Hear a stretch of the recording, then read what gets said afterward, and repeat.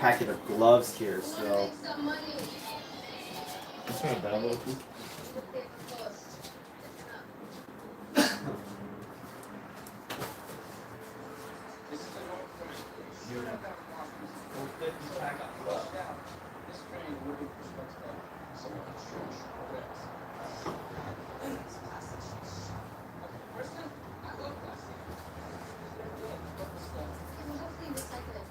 I believe I'm almost out of these gloves. I bought 50 packs at a time, and or 100 pack at a time, and we're almost here and almost out.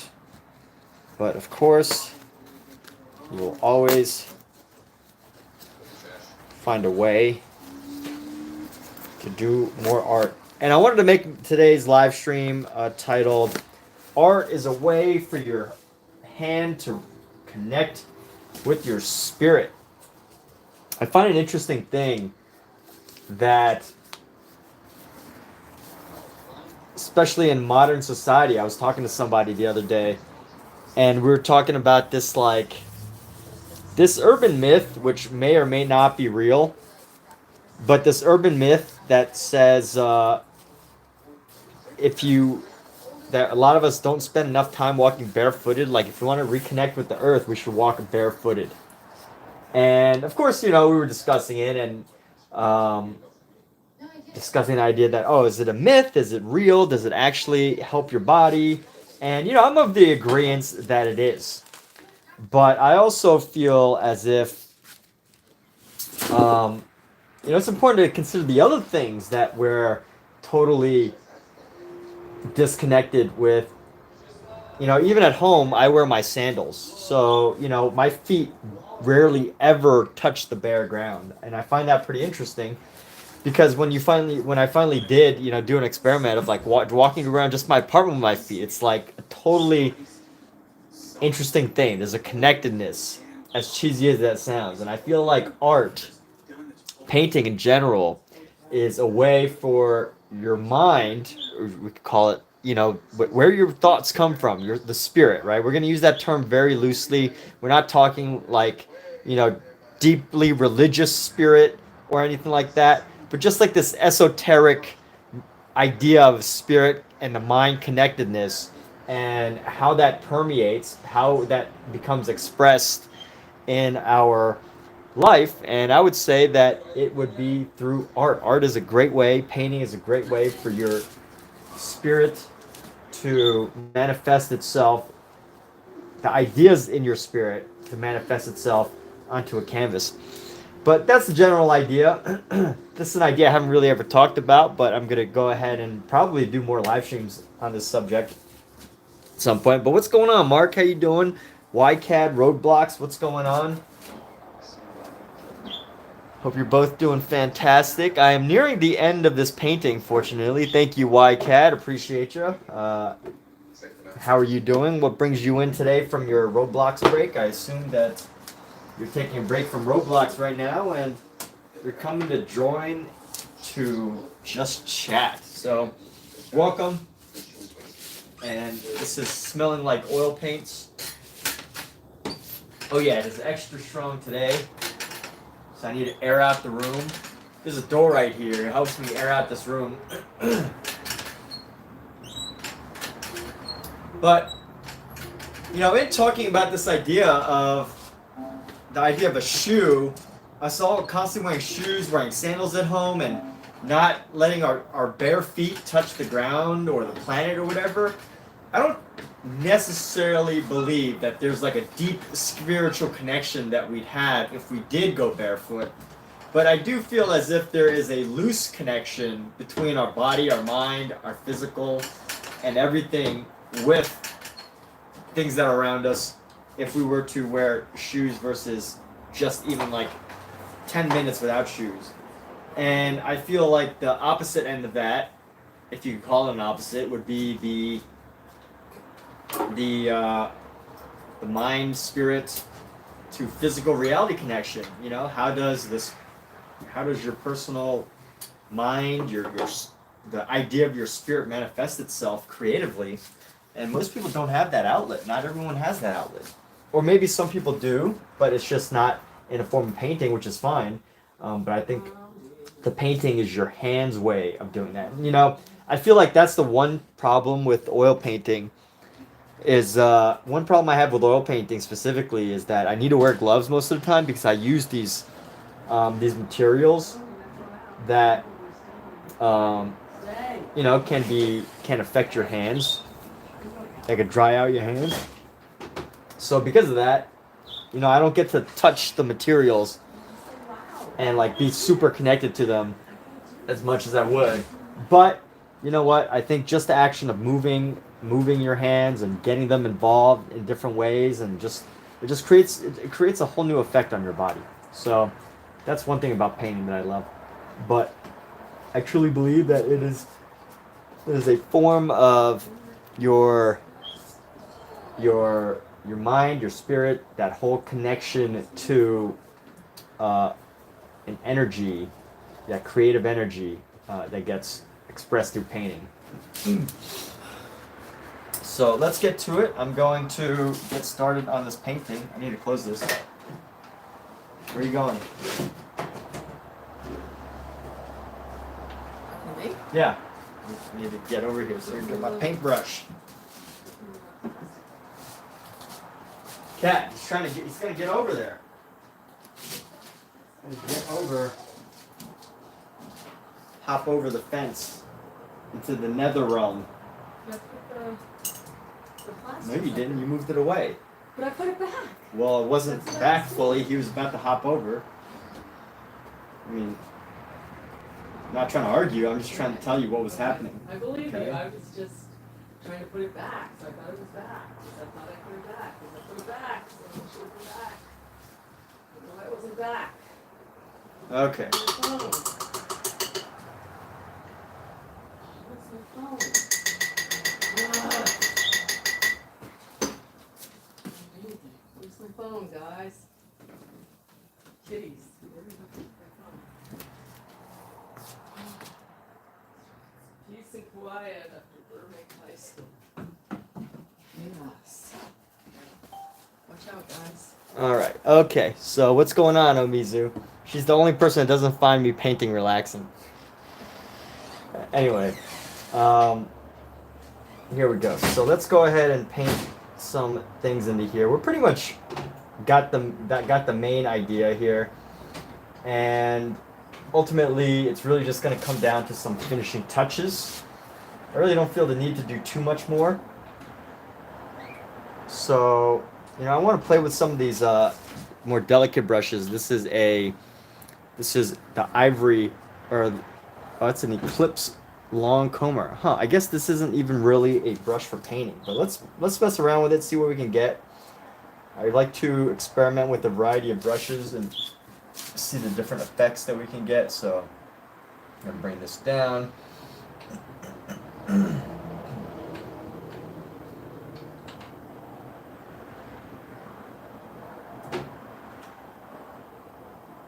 Let's go across like so.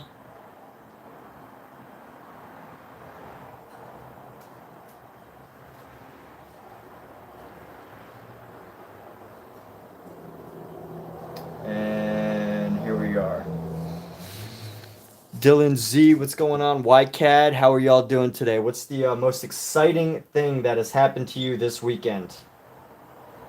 For me, the Dodgers have won, and I also found out yesterday that I am going to have a show, another group show with my artwork in it. That's this upcoming week. So I will be in a group show exhibiting my artwork in North Hollywood, California, which is basically Los Angeles. And that is the exciting news for me. So those of you following along, you know, if you're in the Los Angeles area, which I think most of you aren't, but if you happen to be, definitely feel free to stop by the show. And feel free to stop in, say hello in person if you wish. You're all invited. So this is in a place called Studio NoHo, so Studio North Hollywood. It is an art studio in North Hollywood, and all are invited. So here we go. This is definitely not the perfect brush for what I'm working on here, but it's okay. Let's go with we're gonna go with I'm just gonna go with it. Go with it. It's a little too delicate, honestly. So I'm probably just gonna wipe it off right here, and then we're gonna clean it off. And we're gonna use a different brush. But hey, thanks so much, Omizu. Yeah, this comber brush isn't doing the job.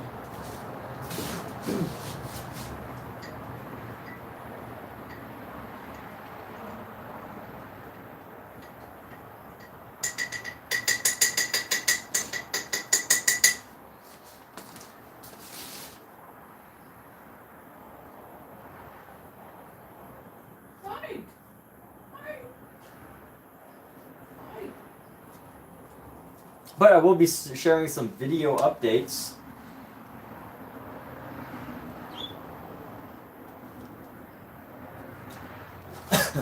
Along the way, as I'm at this show, there's about 20 total artists displaying work there, which is pretty exciting. And let's see. So I'm gonna use this brush. Actually, it's a smaller brush. Actually, I want to go with a slightly bigger one. For some of this, I'm gonna go right here.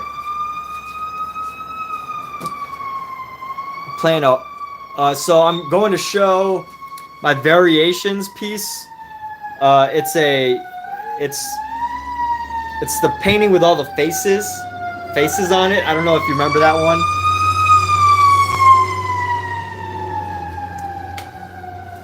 There's always an emergency in Los Angeles, but it's the painting with all the faces. If you can remember that one. So which horror game you playing? Roblox. Let's go like this. We're gonna grab some of this red, some of this light color, and we're gonna go into here. We need to add some more color into this section.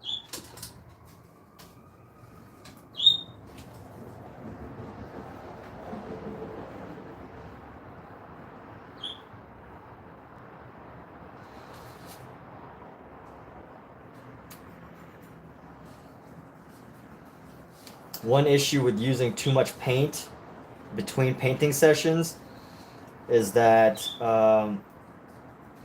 if you don't paint quickly, like day by day, the paint can get really dry. But fortunately with oil paint, paint tends to stay wet for a little bit longer. But still at the same time, you have to be cognizant of drying time. And, with oil paint, you can let your paint sit for a day or two, but you also want to be able to work very quickly each day. If you're going to use a lot and you're going to lay down a lot of oil paint, you need to be ready to, paint on a daily basis, paint on a weekly basis. And I admit, sometimes that's what keeps me going, is just knowing that I've got some wet paint on my palette and the wet paint needs to go somewhere other than the garbage can. So that could be a motivating factor for all of you. But yeah, roadblocks. Yeah, just one piece. Everybody, so each artist is only doing about one piece. So yep, just one piece. But always exciting to be able to get the work out there. Very fortunate that I get to show it in Los Angeles, in California. I mean, I feel like such a exciting art city and an art state in general, but to be able to do it in Los Angeles, California. I mean, it's one of the places, if you're going to be an artist, that it's an exciting place to be able to do it. So there's that. Now let's go ahead and improve the color settings right around this area. Should have seasoned this a little better.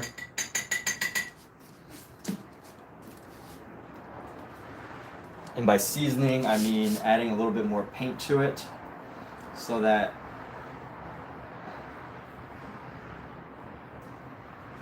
it can be more smooth. And one thing that's good about this brush,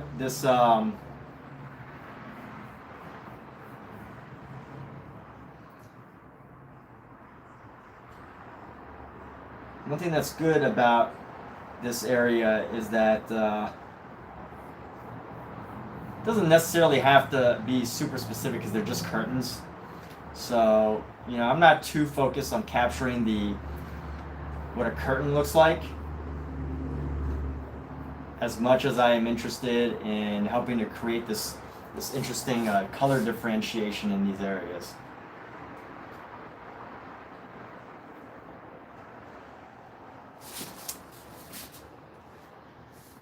Yeah, it's starting to get cooler here in Los Angeles too. The past few mornings have reached 37 degrees.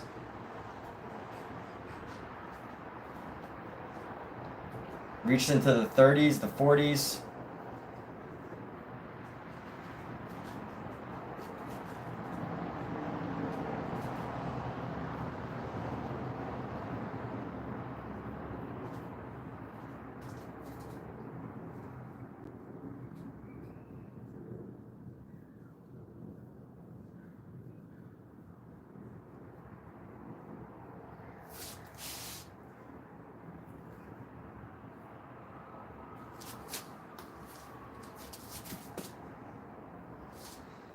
And here we go.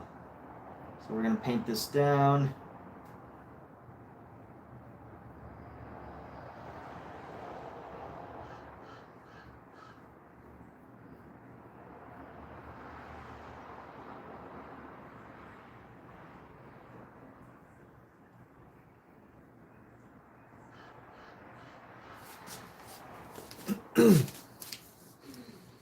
And here we go, keeping it going. So you had a frosty windshield for the first time this season. Hey, I think for you though, it's just the beginning, right? Like it is just the beginning of your incredibly cold winter out there in the north or the northwest.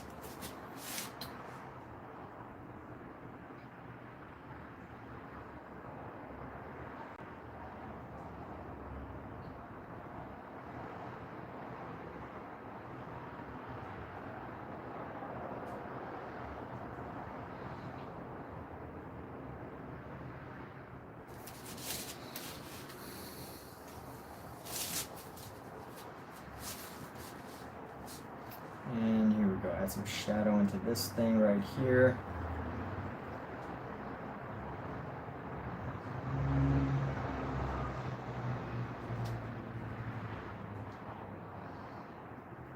And I'm gonna make some more sense of this section.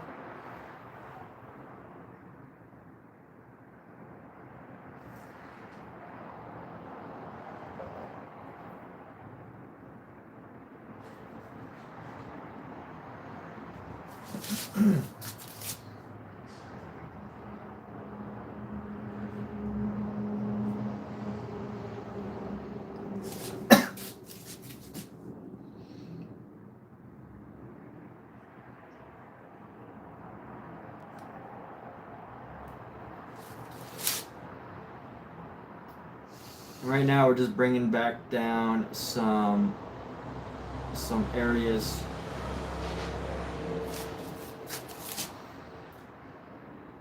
Bringing out some areas by highlighting them with, or not highlight, what's the opposite? Alexa, what's the opposite of highlight?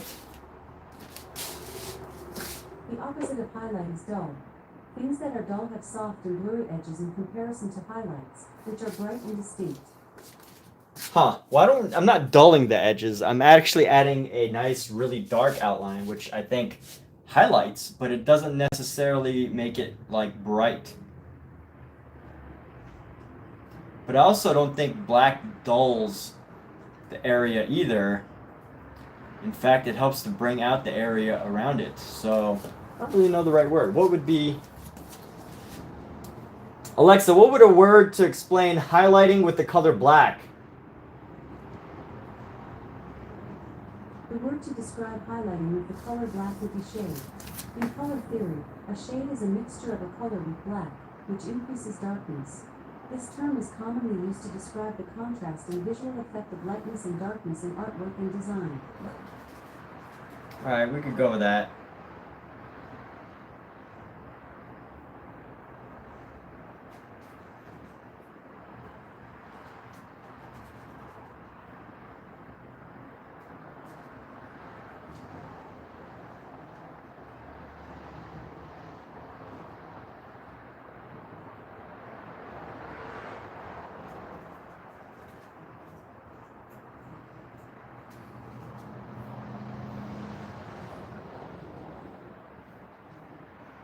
And here we go. So we're almost done with this painting, actually. There's still a couple things that I feel like I should probably just fill in a couple spaces, but other than that, I think it's at a good place. And there are some spots that I want to maybe add some surreal effects, but mostly I think we're good to go. I think we are moving along, that we're in a good space right now.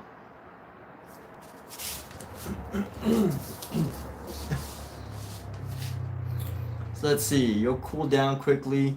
Had a frosty windshield. Yeah, it's funny, LA gets frosty windshields, but mostly in the, especially in the desert. Like if I go maybe 20 minutes north of where I live in Southern California, Los Angeles, if I go 20 minutes north, it'll be nice and frosty here. If I get in my car early in the morning, it'll be really frosty.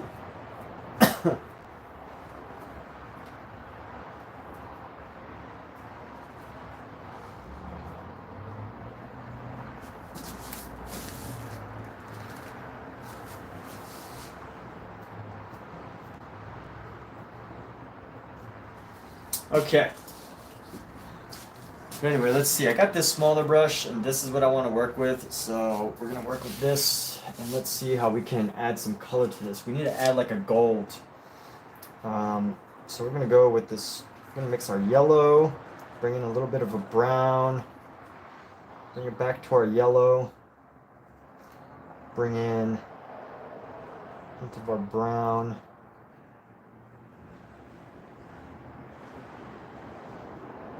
A little bit more, whitish, white yellow.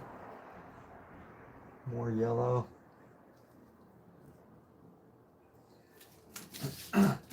Let's go here. We're gonna bring this in. Actually, you know what? I'm just gonna do a thick dab of yellow here.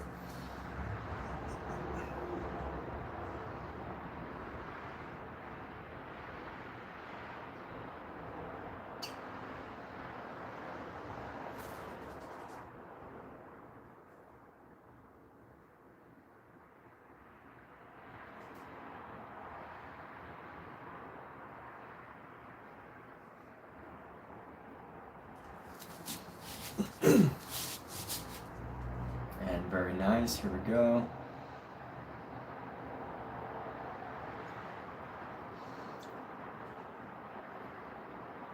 And let's pop this down, bringing down some color. We'll try to keep this around.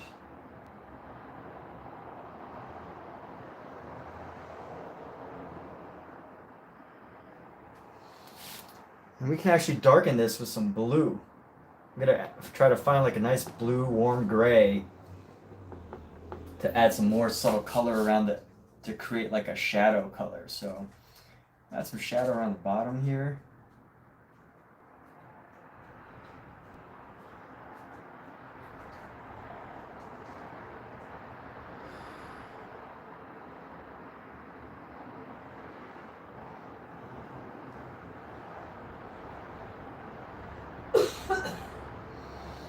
And let's go bring this down. Add our blue.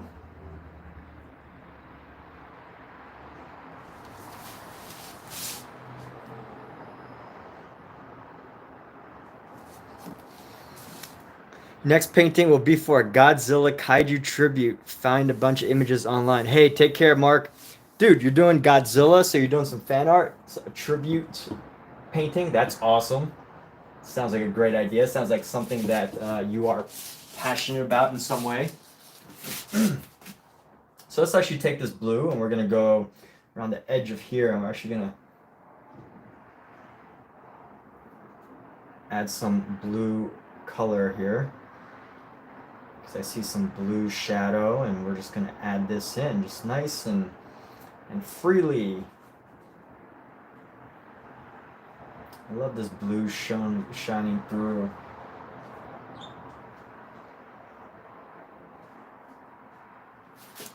We'll do some in the back here too. There's a little blue reflective light down.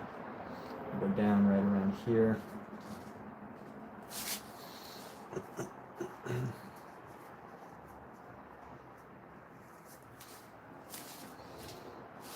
Let's go ahead and paint this section right here. We're gonna go bring this blue down. Tighten that up.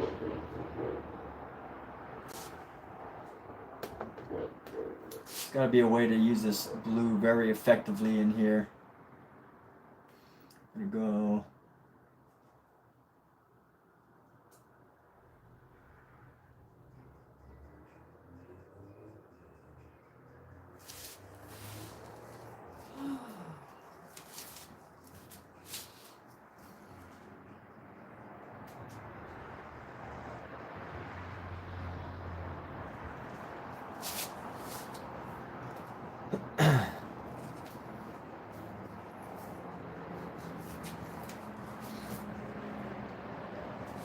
I like where these colors are at. I think they're good. Let me turn these lights on so I can get a good reference. And with this color, I got like a nice little reference color to work with.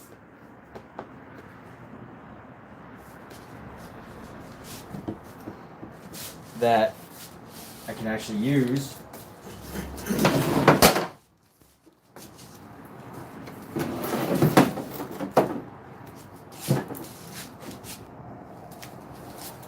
So we're going to pop this reference color right back here. And we've already got the edges, so we'll just slowly lay down.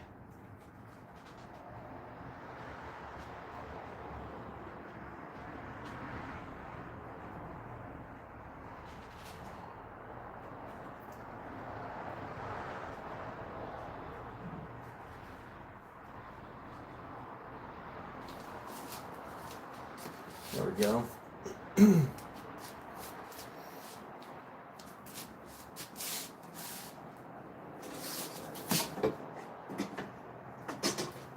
Lights on in one, lights off in the other. So you're not sure how you paint it though. Usually it's photorealistic, but you're thinking something more expressionist like Van Gogh. Dude, the world is your container. The world is your canvas. The world is yours to make of it what you will. So whatever you come up with, I'm sure it'll be good. Something I always feel like I need to tell myself is like, you know, obviously depending on the price of your canvas, right? Sometimes, you know, you don't want to do something experimental on a $1,000 canvas, but I will say that for the most part, canvases are pretty disposable. Canvases are canvases are for you to experiment with. And I would like to add a bit more richness of color into this section. So what I need to do is I need to find, actually before I do that, I think these windows are actually pretty good. Let me go into here and maybe add some of this green into the windows here. Make it a lighter color, lighter green.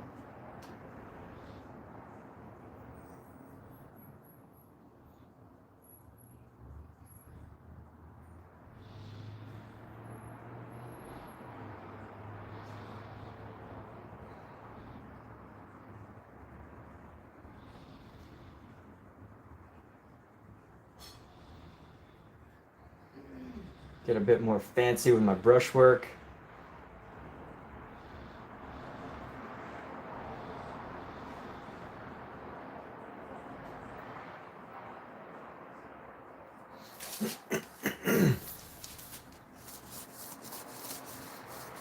Poor turd. Yeah, well, we all know what a turd looks like, so you've always at least got that to compare it to. And here we go. So let's get a little bit of light on top of this color, some little more variety of light onto this. And then we're gonna go down, bring this down, bring this down. There we go.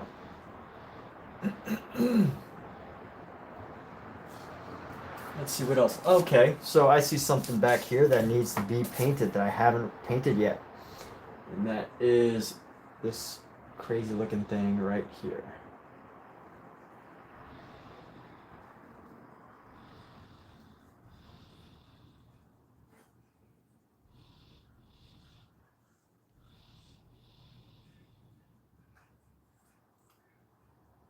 Cat, where are you? Cat. What? Oh, never mind. I hear some music outside of our apartment. I thought it was you. What'd you say? I hear this music outside of our apartment. I thought it was maybe you. Huh?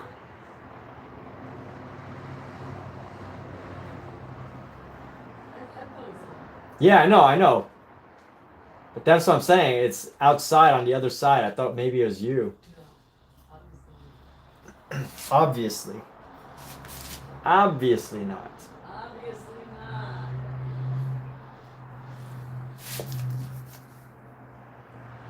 Hearing back there. Go out.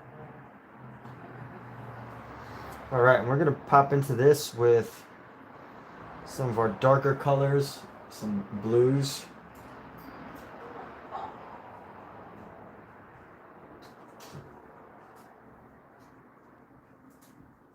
Hearing back.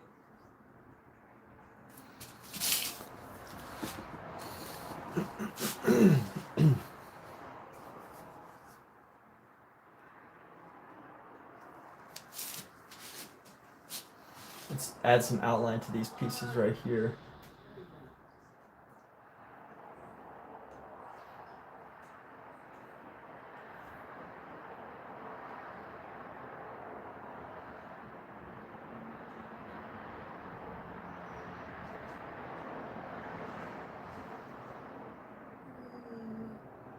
And here we go.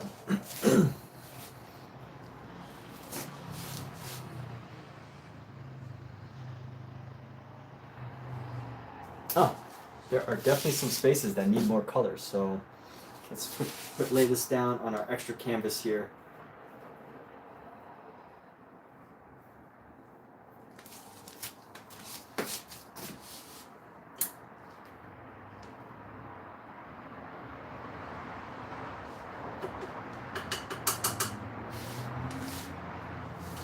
Here's a fun polling question that I'm gonna do. Do artists need to be a bit delusional to be successful? Do artists need to be at least somewhat delusional to become successful?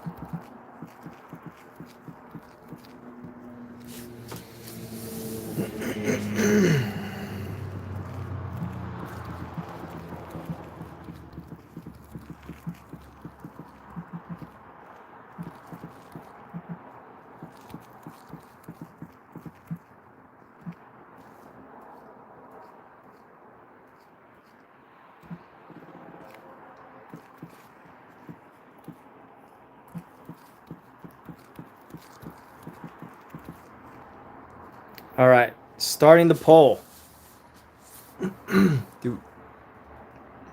So I started with we're doing artists, but it should actually be do artists. But hopefully people can understand my typo. Where's that brush that I was just using? Ah. It is soaking in a mineral spirit, which is not what I want.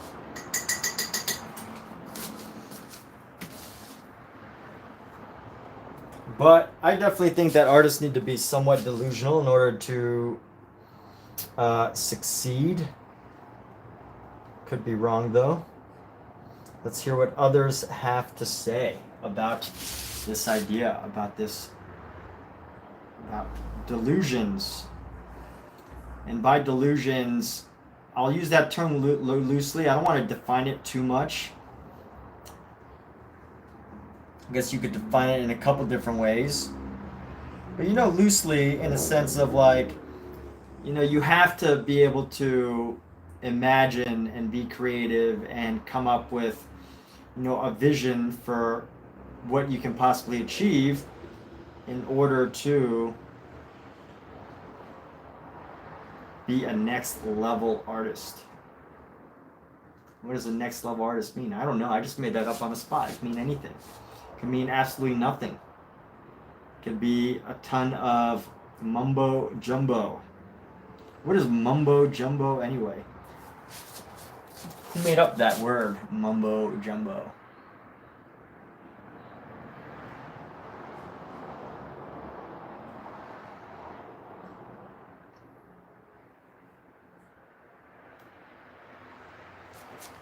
I'm gonna go with the paint this wall in.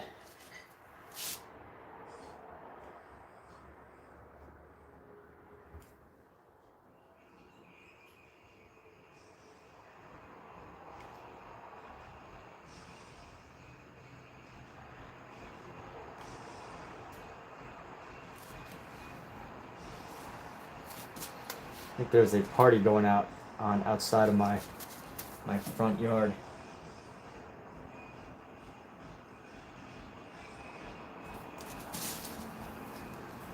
What is this music?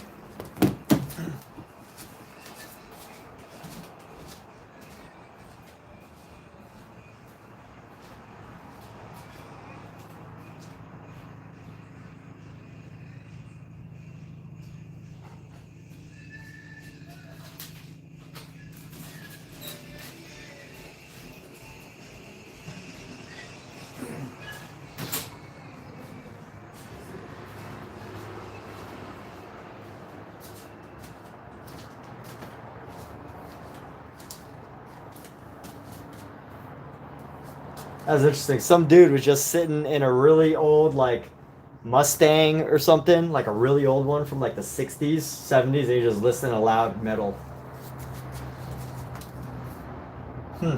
Alright. That was my entertainment for the afternoon. So here we go. Let's go back to the painting. And this piece is supposed to be brown, so let's go with the red here. I'm gonna go with red into here. It's so weird. As soon as I walked out there, as soon as I opened the door to see what was going on, they turned it off. It's an unusual coincidence, wouldn't you say? And then let's grab some more of this red, and we need to paint over this black line here. One thing that's awesome about painting is you can always paint over. It's not the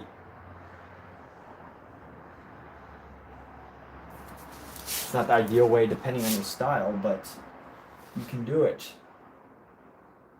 So just adding some more character to these bricks with a little bit of a pink highlight. A little bit of highlight here. And let's see, we're gonna bring this brick right across, bring that out. Don't want to leave these edges unpainted. Good old Ozzy Osbourne though, good choice in music, I liked it.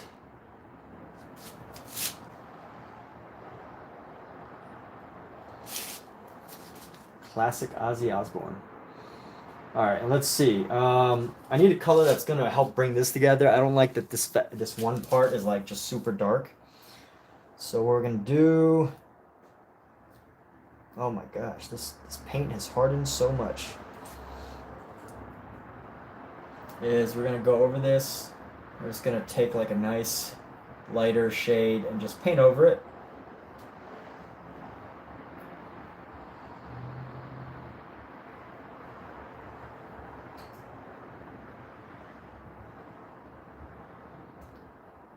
On a crazy train. What's up with Ozzy Osbourne? Alexa, what is Ozzy Osbourne up to? From Quickatornit.com. Ozzy Osbourne is scheduled to play 19 concerts across 10 different countries in 2022 to 2023. Okay. Well, that was 2 years ago. Isn't that crazy that you can just ask this machine? People can just ask a machine to see what you're up to? Alexa, what is Kathleen Roy up to? Kathleen Roy is a Malaysian human rights activist who advocates for the rights of marginalized groups such as the indigenous people and women. She is the co-founder of Frontline Defenders, an international... Alexa, off. That's not the Kathleen Roy I was talking about, but okay. Cool to know. All right, where are we? Let's see. What are some spots that look a little unusual? I love where it's at. There's just like some things that gotta have the courage or delusion to carry out one's vision. Yeah, that's right. You gotta have it. Gotta have the courage. Gotta have the delusion. Let's see. Maybe I can just create some dimension here. So I'm gonna bring this down and bring in some dimension into this painting here. So.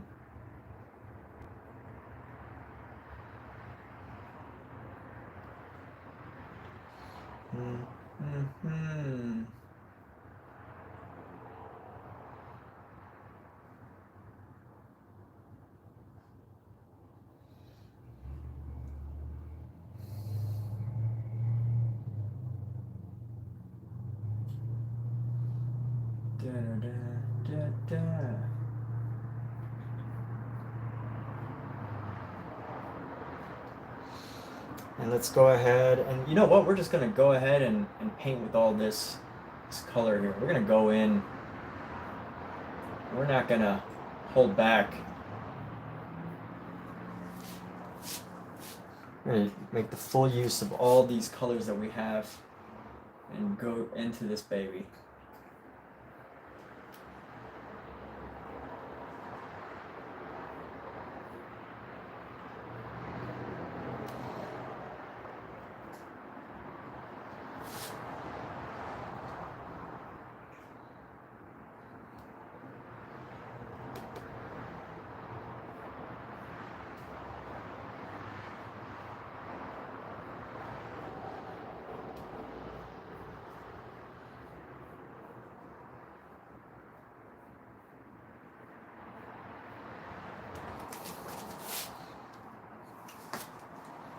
And let's bring in our yellows. This is some of our reds. Here we go. Bring this.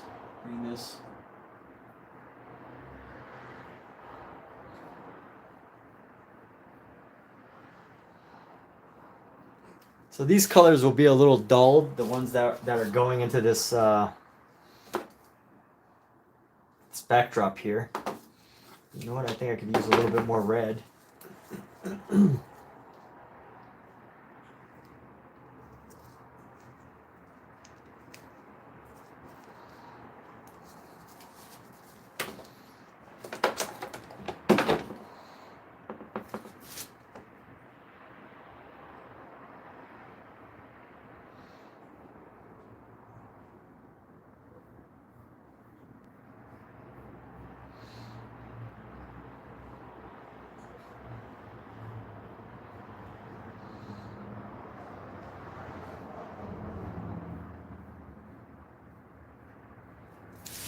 Alexa, when's the last time Ozzy Osbourne made a song? From Genius.com. Ozzy Osbourne released today is the end on February 21st, 2020.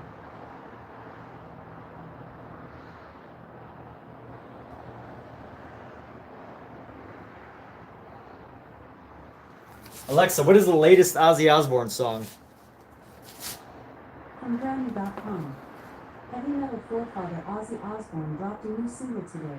Under the Graveyard, from his forthcoming 2020 album, Ordinary Man. Really? Alexa, today Ozzy Osbourne made a song? Sorry, I don't know that. So according to Alexa, Ozzy Osbourne released the song today. I don't know if that was accurate. Alexa, did Ozzy Osbourne release a new song? I don't have an answer for that. Just told me he did, like, a moment ago. Alexa, why are you the way you are?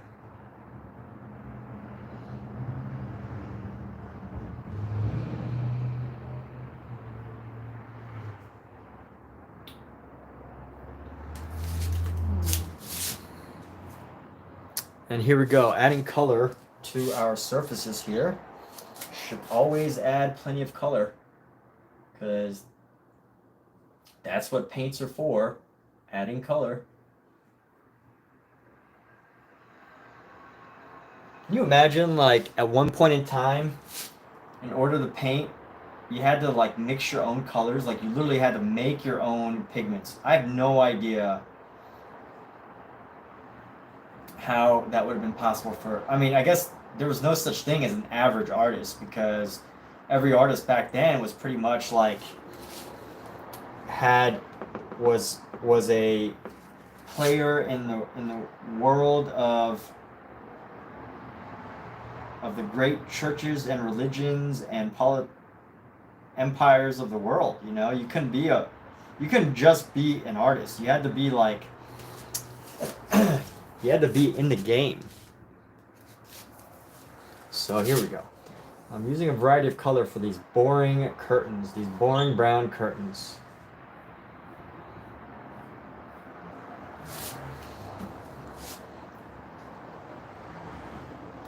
Bring this color down, and we're gonna go boom, boom, boom, boom, boom. Grab some of this blue. Bring this down.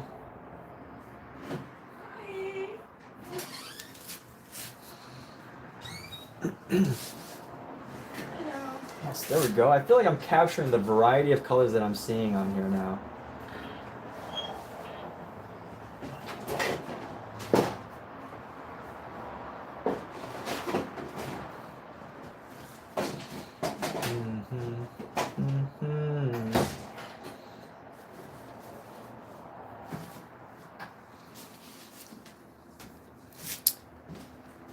Okay, let's actually add red into this. This is a little too bright. I don't like the overly contrastedness of this section.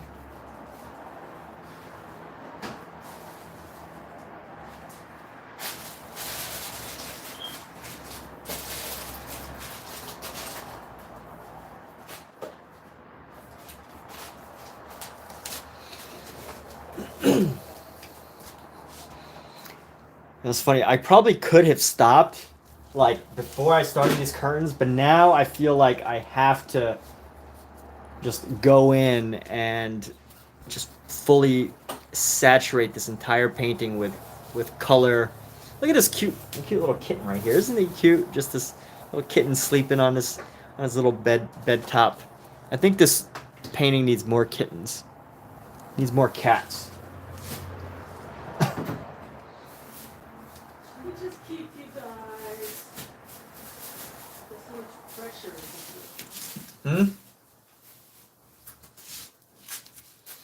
Let's see, we got a purple going, so we can actually, let's use this purple into this section down here. Just add a little bit of extra color variety by just doing these strokes that go in line with them, and you can start to see how you can see the gift that the Impressionists gave us, which is to fully use color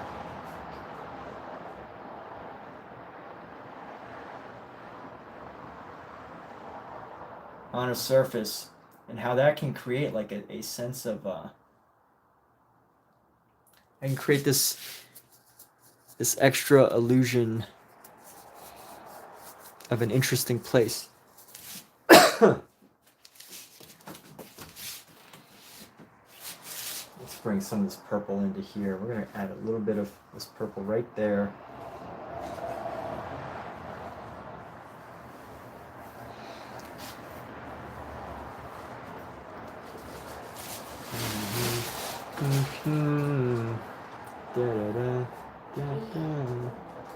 Rolling out in the rain on a crazy train. Alright, let's see. Got the majority of the color in. All the spaces that we want to fill are filled except for this section right here. Let me see where else I can add this purple that would make some sense, and you know, we can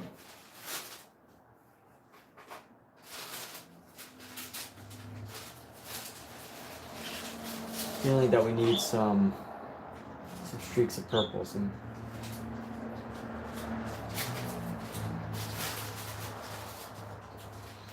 maybe some onto the face here.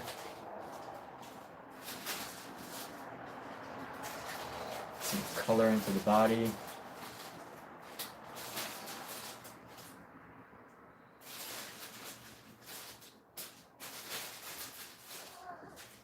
Rah.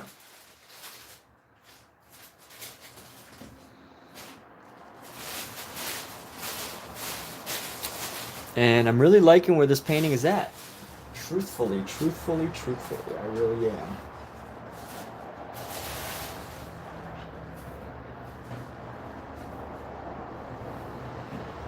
I saw the most beautiful thing in my bathroom the other day, and it wasn't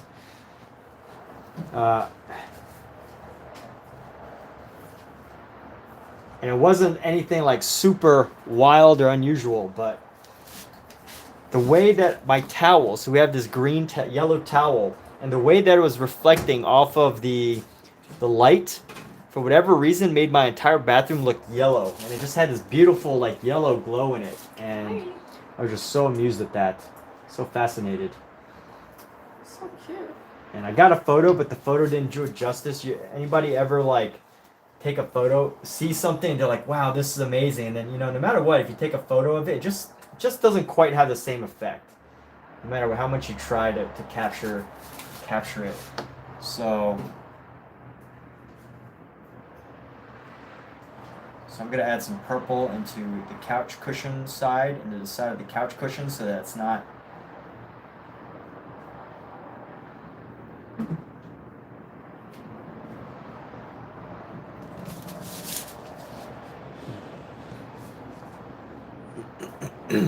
Pookie, she's dipping her mouth into the water. No, Pookie, that's not for you.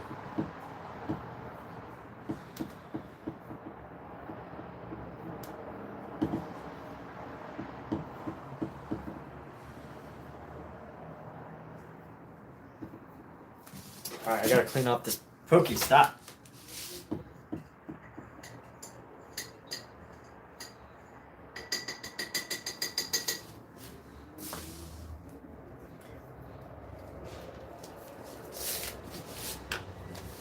Take a moment here.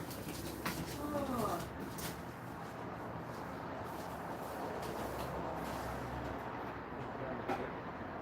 Because I usually do comments.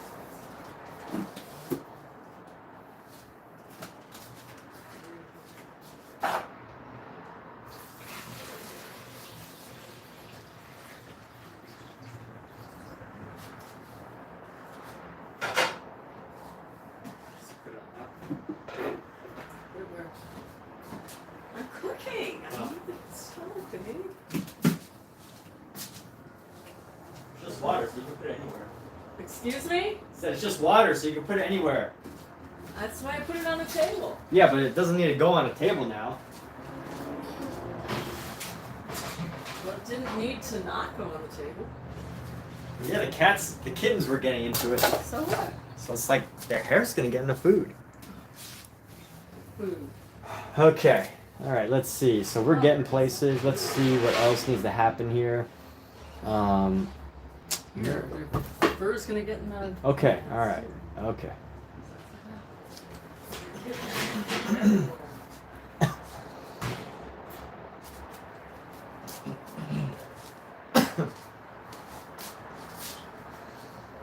All right, time for a nice small brush here. We're gonna do some small brush work.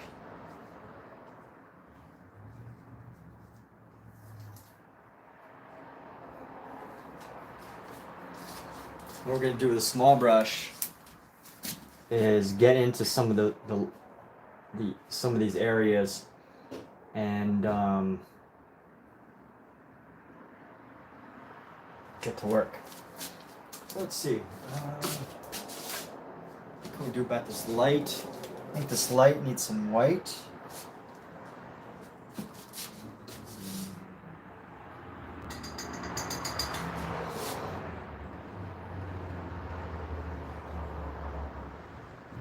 Needs like some reflective white here.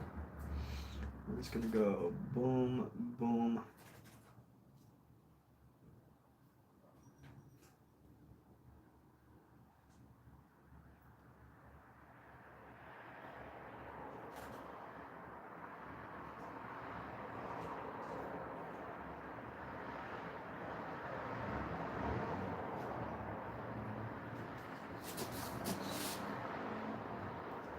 And let's go with these reds and yellows, and we're gonna pop them into here.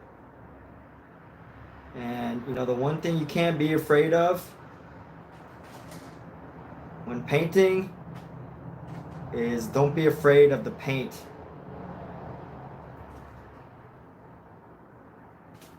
I guess a better way of phrasing that is don't be timid with the paint. So I've been painting this and definitely working with this painting in many phases. Like first was just the blocking out of many of the colors.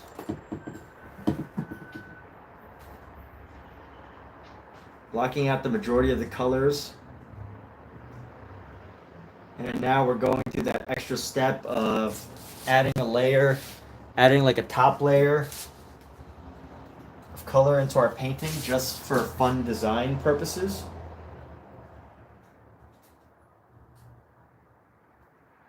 We got to give our painting some design here. Got to give it some texture, something to touch and feel. Which, you know, we all know that in 200 years, if this is still on display in some gallery, that that no one's going to be allowed to touch it, but at least you can visually see what it might feel like. I think that's a sad thing about Vincent van Gogh's work, is that no one's ever really going to be able to touch his work, and that's where, you know, you can probably learn so much from.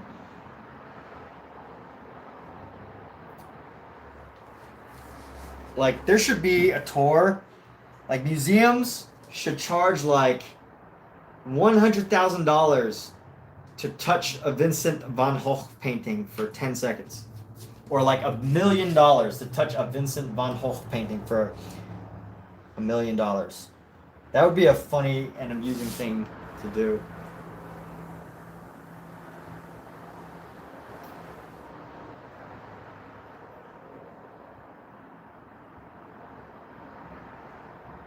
That's part of the excitement, right? Just the texture of it all.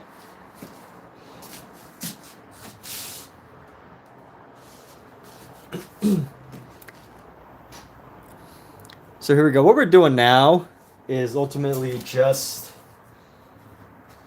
laying down a nice top layer, a nice thick top layer of color, just to give it that extra impressionist design element.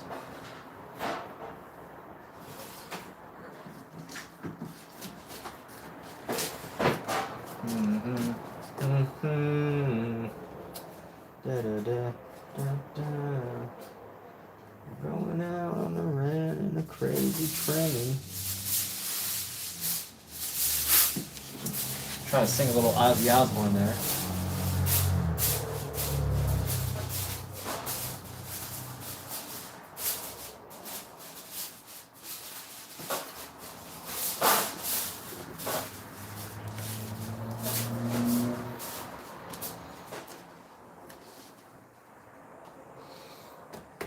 Okay, and this brush is going to be great for just adding a couple things. Let's see. We got to add this gold piece. I'm gonna bring this right here. I'm gonna bring the same gold piece down, except it's not going to be really visible.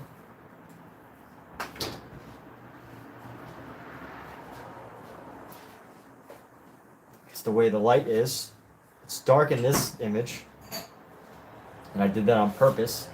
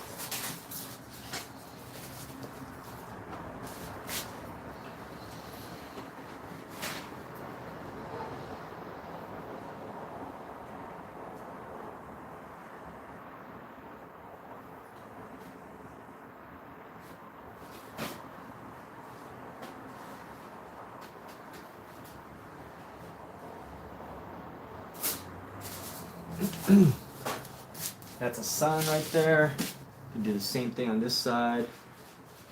The sign.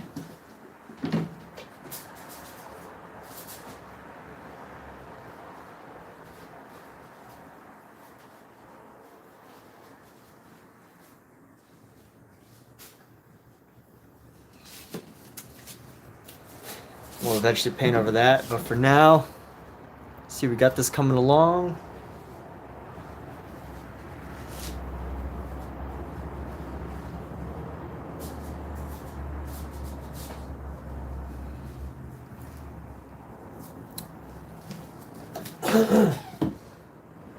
Now, whenever I look at Vincent van Gogh's painting, I love this idea of being able to see like a real, the original inspiration for an artwork versus like, how it looks.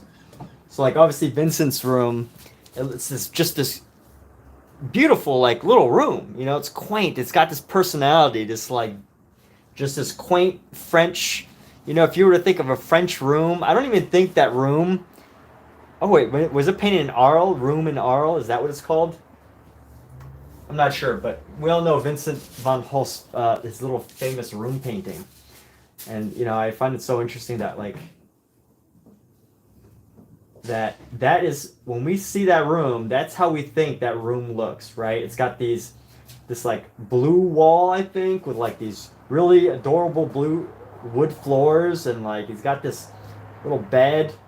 He's got just a couple paintings in there and a window to see through, and it's just this quaint, beautiful little like room.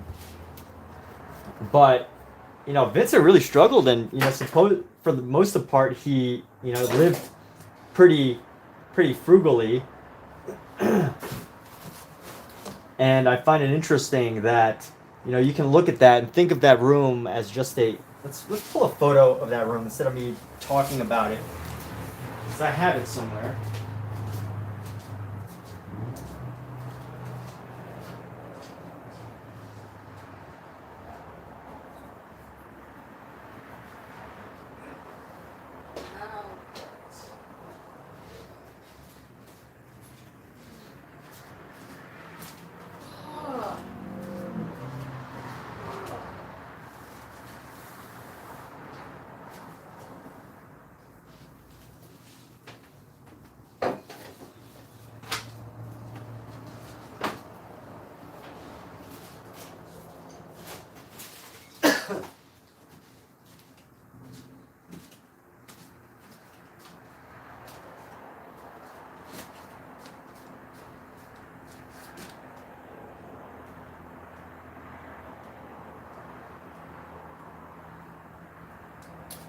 Where's the photo of the room? So I got this great book, 100 Masterpieces in the Van Gogh Museum. I'm trying to find the picture of the room right now, which I cannot find. Where's that room? The room, the room, the room. Ah, here we go.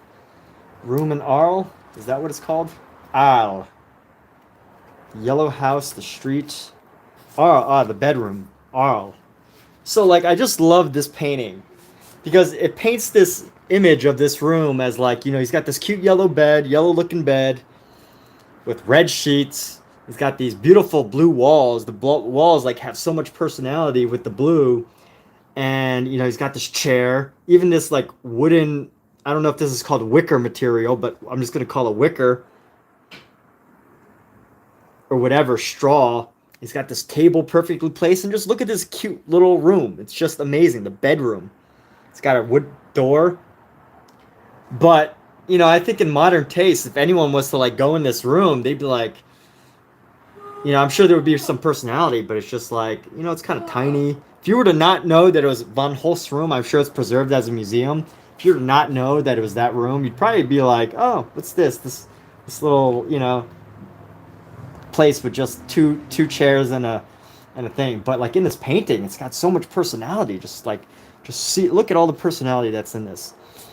And I think that the only way that's achievable, you could do it through, you know, you could do it through photography. Photography, you'll capture like a beautiful painting, or you'll capture a beautiful, you know, you can edit it to make it look beautiful. But you know, when I look at my apartment compared to the painting, I'm like, wow, this painting, this apartment's got so much personality. This apartment's great. This apartment's amazing. But definitely, there are times when there are complaints about this place. This is wonderful.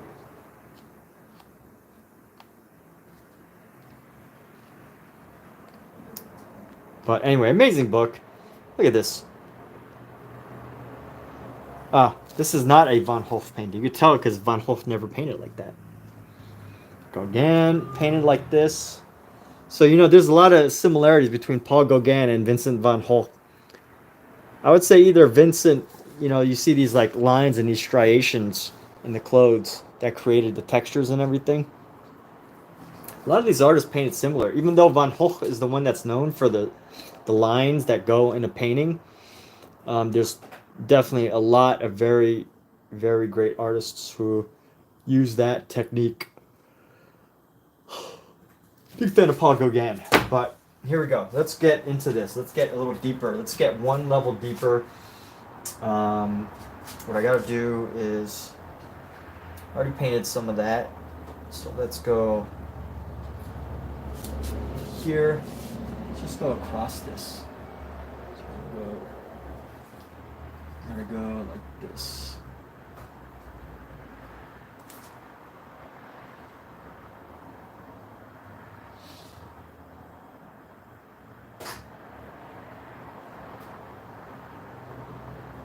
And I think Omizu has spoken. I will address that comment in a few moments. I'm not totally ignoring the comment. I just got distracted by something that I felt must happen right now. Because if I don't do it now, I'm gonna keep looking at it later. Have you ever had something where you look at it and you're like, I need to do this right now, but then you get distracted and you do something else, and then get distracted again, and then you see it again a few minutes later. You're like, why didn't I not do that yet? I wanted to do that. And I'll even like pick up the paint for this.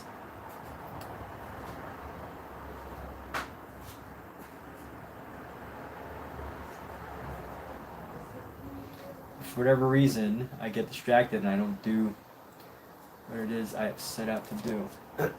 So same on that side. We go with a nice white here.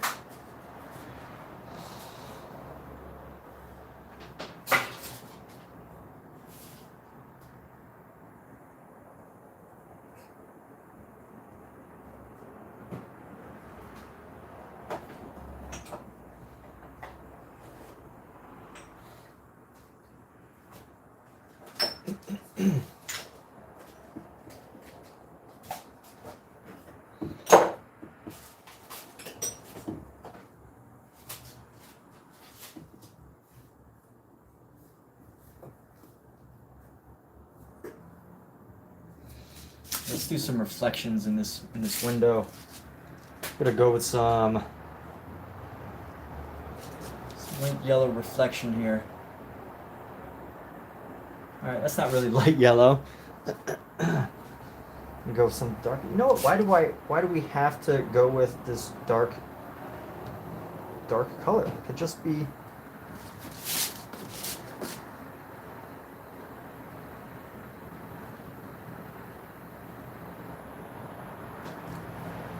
Let's bring in some yellow here. Yellow up and down.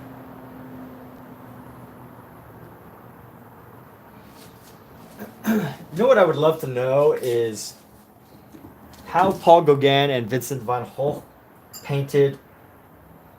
And I could probably just move, not in this. I could probably just look at their paintings, but how did they paint things that I think are? No, stop, Pookie, go away. Come here. Go, Pookie, Come on. go. Hey, come here, Cookie. You're not invited to this party. Come here. Pookie. Pookie. Come here. Speak. Why can't you speak English, Pookie? Go. Psst, psst, psst. Go. Go. Yeah. Here. Let's see. Let's see if I could do some research and figure out how would they have painted something that was black. Pookie, go away. You can't be at the paints. Be here. Yes. Okay. Good girl. Let's try to do some research here. So nothing. I guess there was rarely ever black. This is after Delacroix, so he painted super dark blue. I wonder. Let's see how he painted glass. That's the mystery I'm trying to solve right now. Is how did he paint glass? Oh, he actually painted glass like super dark blue or black. So I guess I could do that. You know what? In a Van Gogh fashion, let's just paint this blue. We're just gonna paint this glass blue. And we're gonna do it lay it down very thickly. So let's see how. Let's take a nice dark blue here. I'm gonna lay it down very thickly. This is just, let's see what happens, you know?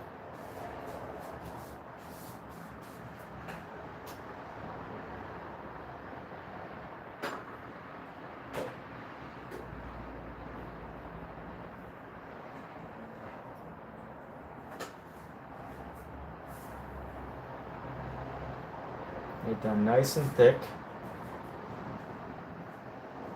Okay, that. Why can't you be like a dog and listen? Like dogs actually listen. Like if you go they'll like figure it out. They'll be like, okay, I'm not wanted here, and you know they might put on like a sad pouty face, but a cat will like figure out 100 different ways to try and achieve what they set out to achieve. Huh? You're resourceful. A little too resourceful.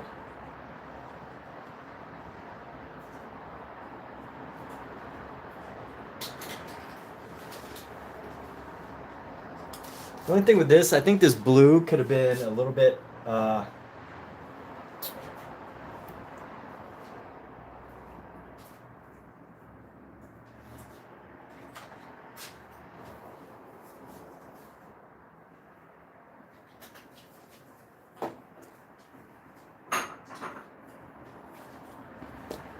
Or that answered my question of what would Van Gogh do? Yeah, I guess this good old classic French ultramarine blue makes sense for this answer.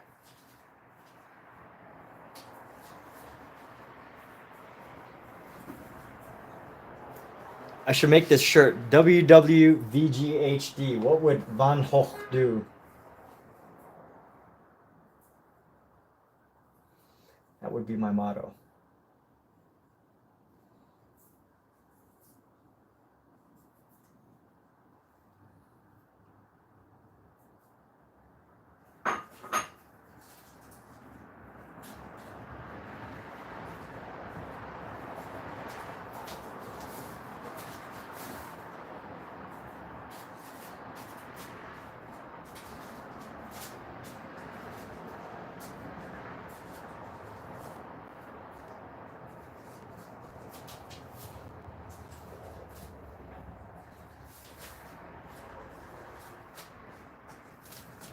All right, so we got a nice thick layer of paint there. I don't necessarily know if it works, but we're gonna stick with it. And you know what I could do is I can just add some stripes, some white stripes to capture like a reflective element to it. So that's what we're gonna do. Just gonna add a couple like stripes of white. Maybe not a couple. Maybe. Let's see. How should we do this? I don't want to add too many.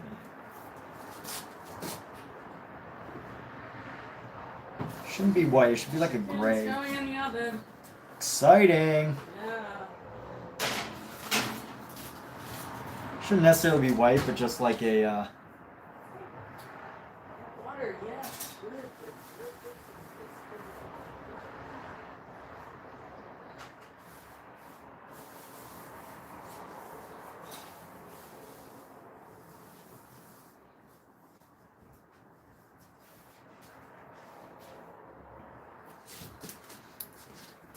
So it always comes in handy to have a book that has the artwork of your favorite artist.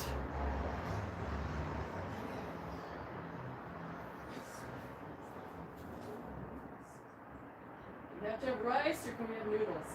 We have noodles.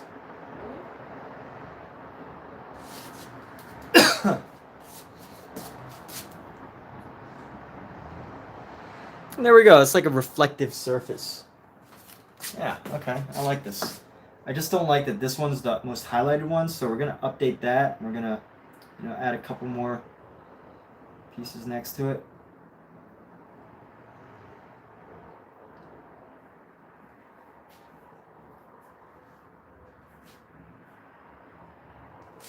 Alright, so Mizu has spoken. He says the wall should be purple, but the paint destabilized. Oh, well, there we go. So somebody knows something, knows some real science there. Yeah, well, purple walls in that bedroom, destabilized colors. Yeah, very cool. Good to know.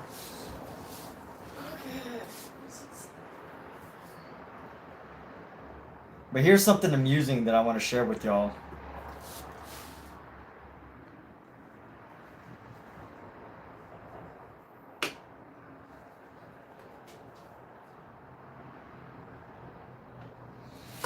So if you've ever looked at a Vincent van Gogh portrait, you'll know that he typically paints himself pretty skinny.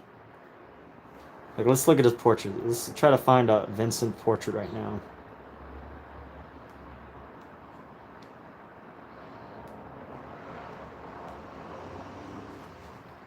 So, in this portrait, he looks pretty skinny, right? And I think at in his early on, he was pretty skinny because he tried to live at least in the first 4 years of his artwork.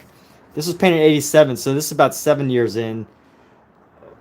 So this was later, but early on, he lived he wanted to become an evangelical preacher type person, and he wanted to live like a monk, so he wouldn't eat sometimes and would do things like not eating. And what I find interesting, he looks pretty skinny, and then he looks fairly skinny, like a middle-sized person, skinny middle-sized person there. But I think what's interesting is once you go to, he looks pretty skinny here. This was painted in '88. It's a fairly skinny guy. I think this was when he was in the mental institution. Set timer for 40 minutes. 40 minutes, starting now. Employed looser brushstroke, neo-impressionist. During his final months in Paris. Yep. But even more so interesting is when you see Paul Gauguin's portrait of this guy, of Vincent. And of course, every artist is going to have their own interpretations, but looking at Paul Gauguin's portrait of Vincent, let's see, where are we at? Where is this portrait of Vincent? Right here. You look at Paul Gauguin's portrait of Vincent, and Vincent's kind of like he's kind of a chunky dude. Not chunky, but he looks pretty, he's got some meat on him. And then, it kind of makes you wonder, was Vincent this larger man who ate and drank a lot? I guess this was painted in '88, so near the end of Vincent. or not ate and drank a lot, but like ate and drank a good amount. He's kind of, or was he this much skinnier? Much skinnier. Not to judge anybody by their weight or anything, right? But just looking at the artwork, since we don't have that many photos, how people interpret themselves versus how another artist might interpret you. And I find that so fascinating. I find that pretty fascinating to look at. But this still needs a lot more work. Let's get into this. Let's add some more to this. This still feels like just there needs to be more. Oh yeah. Well, hey, let's add some of this. Pookie, you're so cute. Pookie, you're so cute. Kittens. Can kittens be any cuter? No, it cannot. If they were any cuter, they would take over the world. Okay, and we're gonna have boom, boom, boom, boom, boom. Just a little design here. There's a little like mantle type thing right here. So we're just gonna go. Just add some color here. And we're gonna do the same thing on this part right here. Give it a three-dimensional shape. And then paint this across. And then boom, boom, boom, boom, boom. And then boom, boom, boom, boom, boom, boom, boom. And there we go.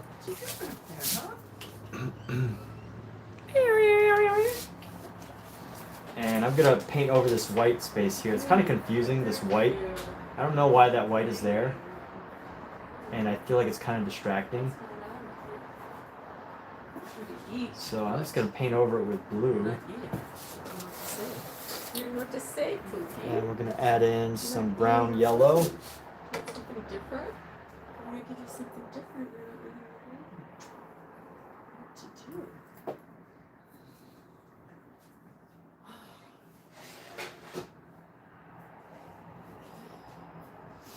In case you are wondering, this is a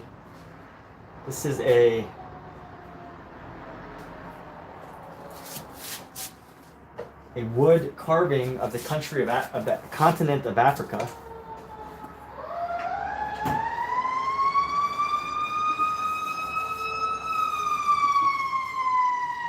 I am not of African descent, but Kathleen has visited Africa. 3 times? 3 times. 3 times. Pookie, go, Pookie, go. Pookie, you gotta. Here, can you grab her? Yeah? I can grab her. Put paint on her. Nah. I wiped my hand off. Pookie. What kind of noodles do you want? Pasta noodles. Like spaghetti noodles? Yeah.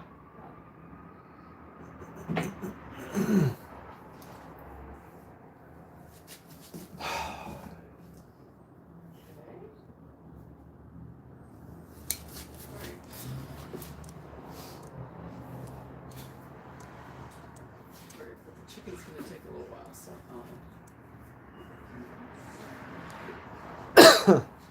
mustard greens. And you know what? I think I want to call this done. We're gonna call this done. Should we call this finished? Actually, I should finish my do a little bit more in my painting. Just a little bit more, so it's not like totally.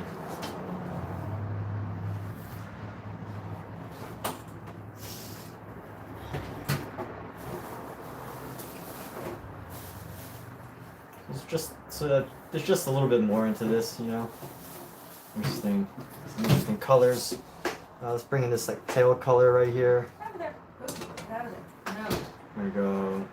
Pale color with the hand. Just bring this across. And then we're gonna go.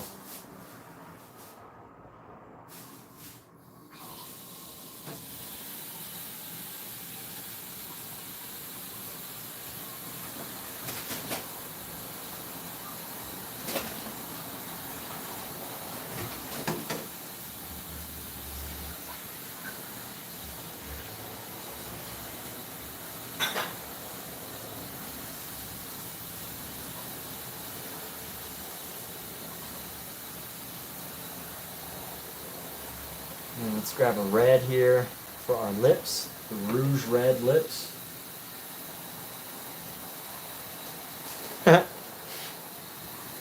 Painting myself within a painting. I find that very funny.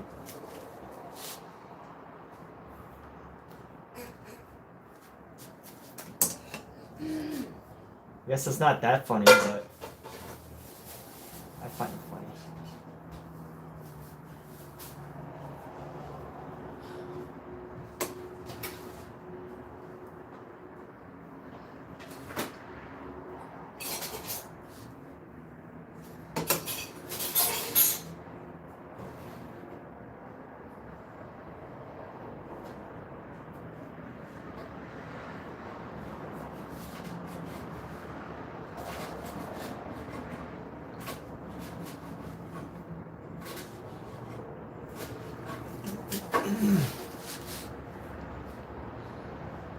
Here we go. Do y'all see this? There we go. All right, cool. So I think we're pretty much done. Are we finished?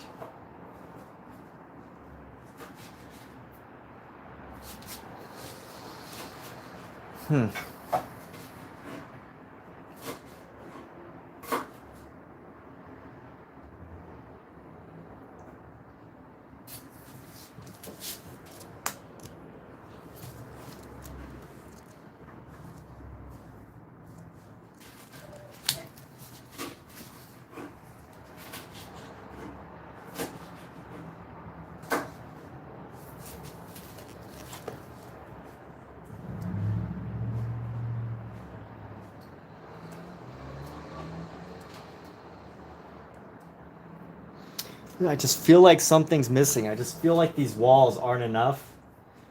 But at the same time, I know that they probably are enough.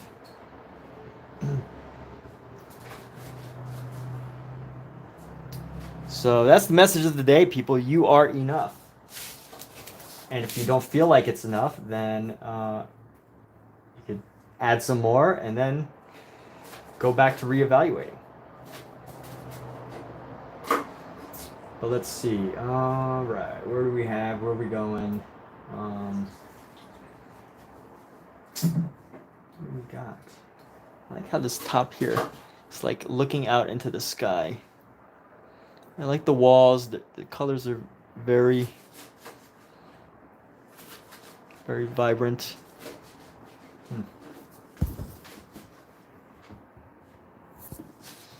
The windows.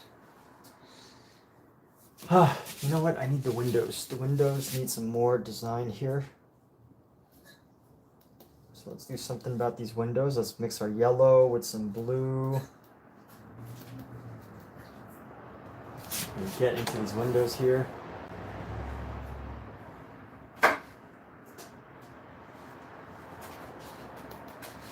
Mix some blue.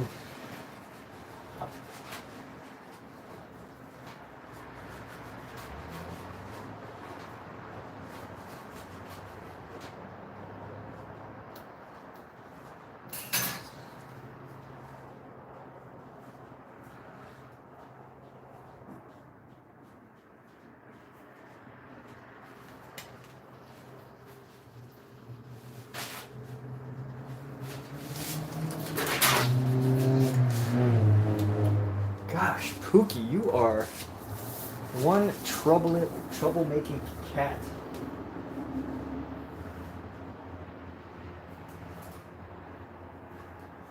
Curious kitten.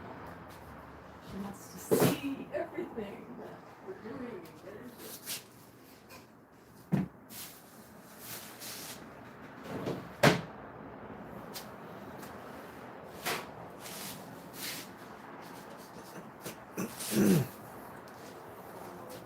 Scout, hey, what's up, dude?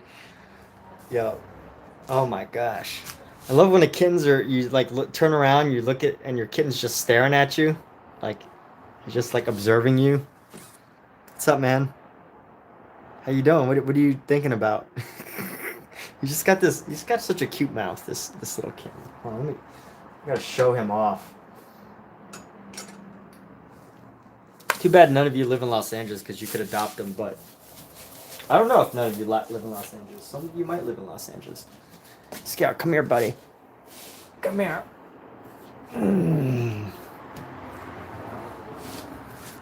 This guy has such an adorable mouth. You don't have to hold me. Can you see? Oh,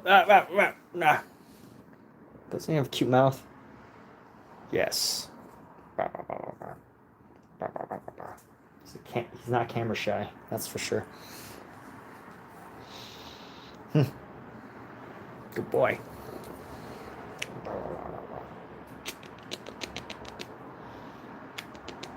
Little blinky boy. Blinky, blinky. Right. Are you blinking? Are you falling asleep? You ready for bed? Look how beautiful his fur is. His fur is so shiny and clean. So adorable. Pookie, you gotta go. You can't be up here. My goodness, what's... You gotta stop causing trouble. Stop causing trouble, Pookie. Okay? No more trouble. Trouble is her middle name. Alright, I feel like the rest of this needs to be done without my gloves on, because otherwise I have to go grab a new set of gloves. So I'm just going to stick with this, and we're going to go ahead and just paint the rest of this. And add green into here.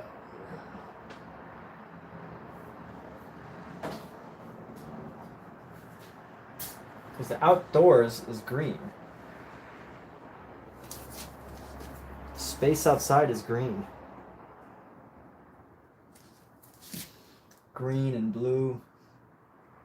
So that's how we're justifying this color right here.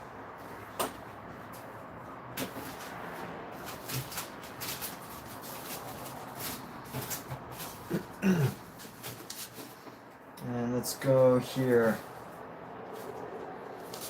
Grab some of this green or yellow. I'm going to try to find a nice green.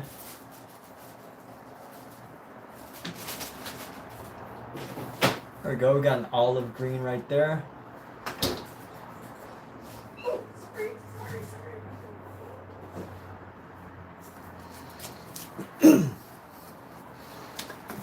And voila!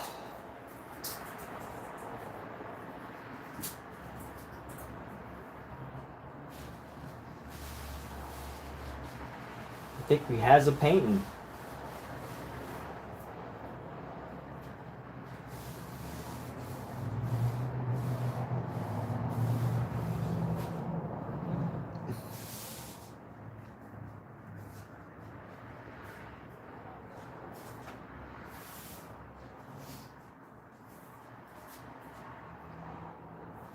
Oh, down here, all these books.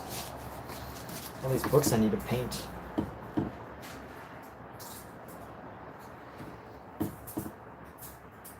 Alright, so I'm gonna add some pages right here.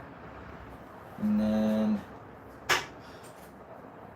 add a layer down here to give this a bit of dimension.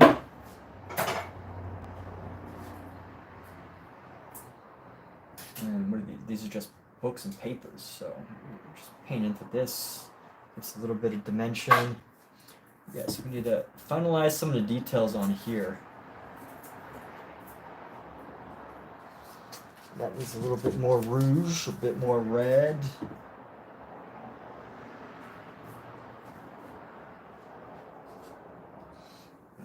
And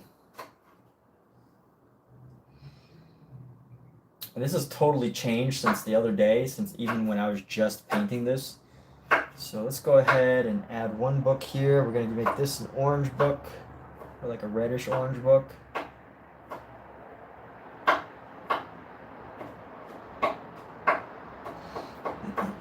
I'm going to bring this section around, this table around.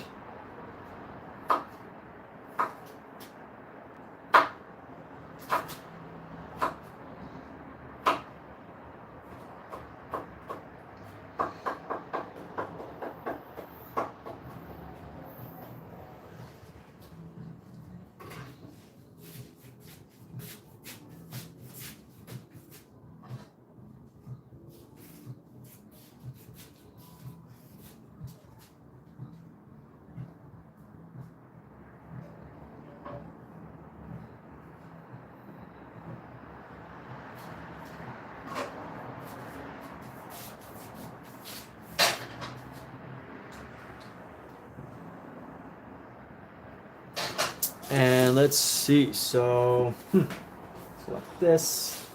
Bring this down right here. Bam, bam. And what color book should that be? I guess it could be, I don't even know what this section is, it's just papers. Do I need to define what that is, or is it close enough?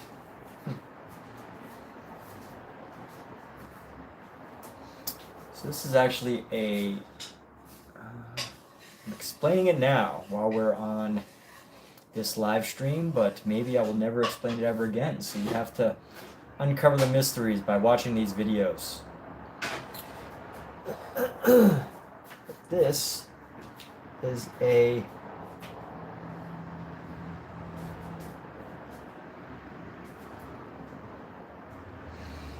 let's add some of this rouge into here. Rouge. And we're gonna go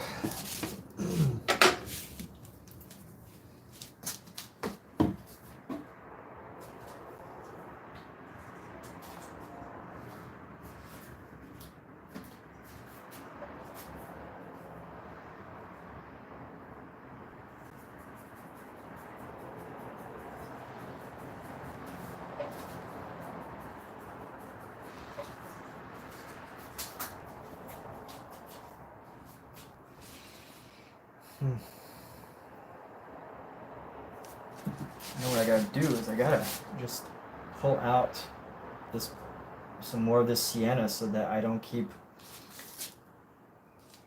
trying to dig into this old sienna. Just grab this sienna here, lay it down again.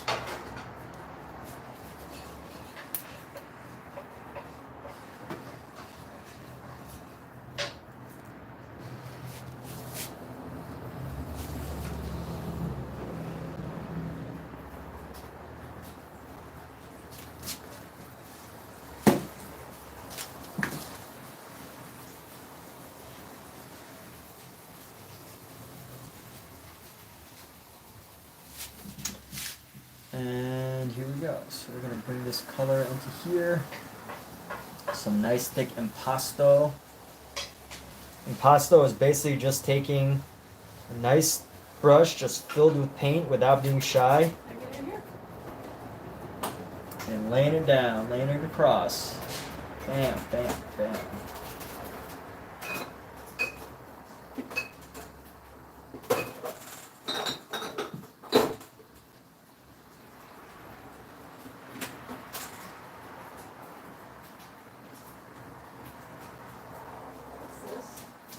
It's what? It's soy sauce. Oh. But it's like a very potent soy sauce. Looking for balsamic. Huh? Looking for balsamic vinaigrette. Watch out. Cookie, you're not getting in the refrigerator. No.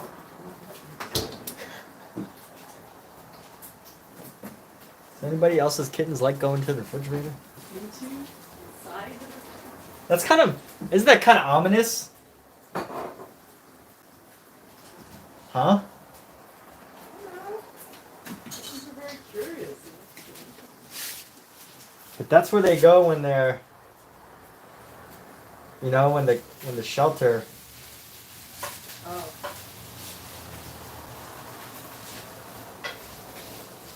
No, Pookie, no more refrigerators for you.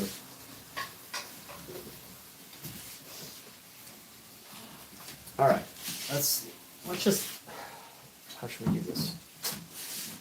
How shall we do this? I don't even know what these things are. The problem is I don't know what these things are. These things right here, just a white thing and a blue thing. They were there yesterday, or a couple days ago. And I think it was just paper. But now they're nothing.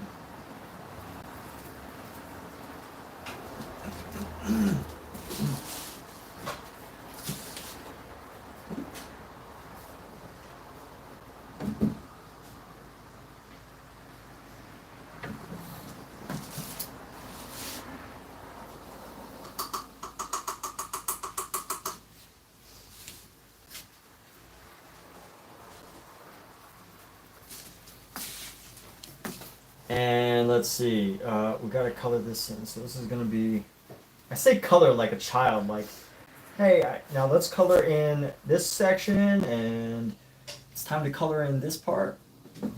But I should just say paint, because I'm an adult now. Are you? We don't, adults don't color, they paint. They become artists. Not paint by number? Nope. It could be. Could be. You have adult coloring books. Yeah, that's a very popular thing now, paint by number books. People like do a mindless activity that gives them peace. Yes. It's therapeutic.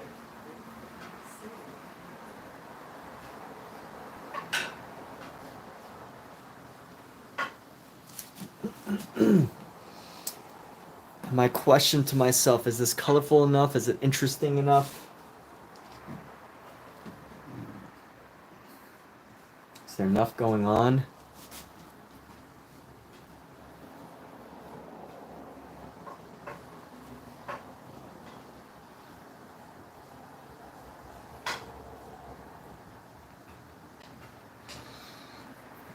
I feel like if I look at it for more than 5 minutes and I'm just like, you know what, we're good, then I'm good.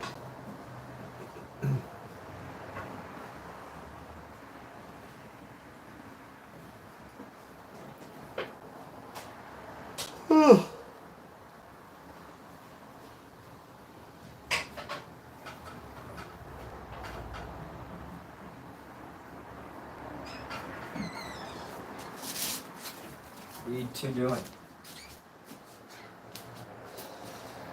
Okay. Oh yeah, I said I wanted to add another cat here. Or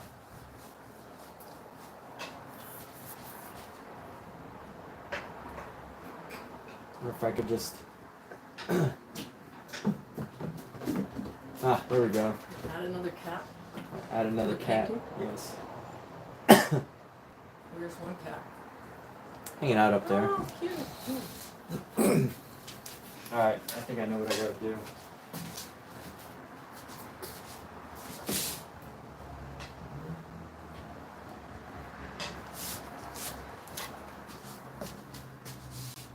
I would add Fern.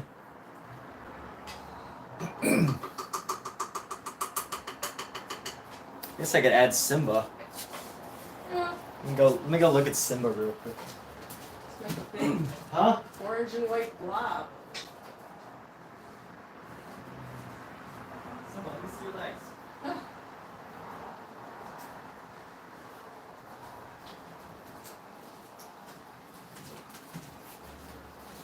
Just a very rotund orange cat going to the kitty litter box. Could barely fit in the box. Let's do that. Let's do a very rotund orange cat.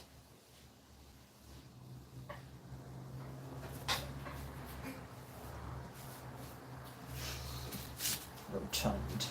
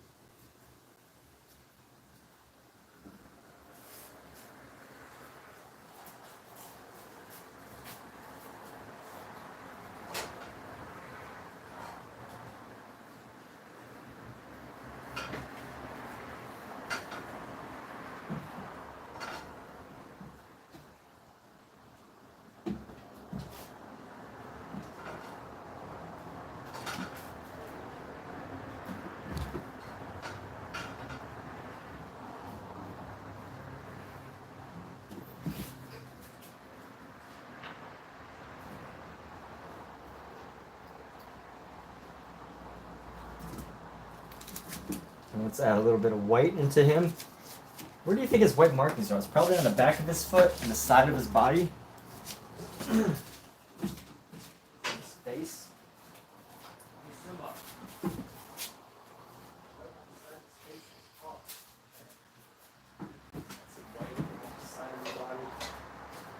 His paws. So there's a little orange cat right there. Got a little bit of white around the side of him. I guess he won't be upset if I mess up his portrait a little bit. Let's see which paws are white. I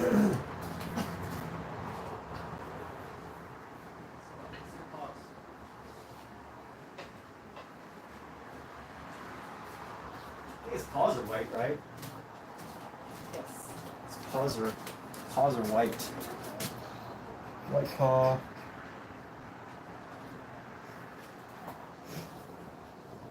Just gonna add random spots of white. Very rotund boy.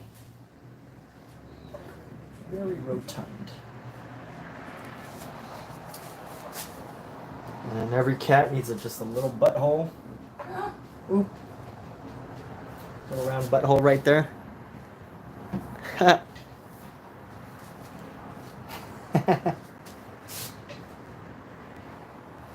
Let's make this a little bit more serious. And I'm gonna clean that up just a little bit.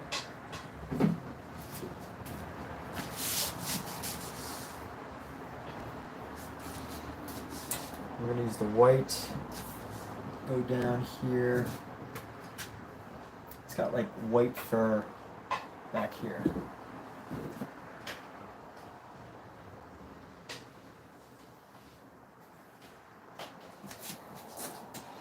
Let's get some more of this orange going.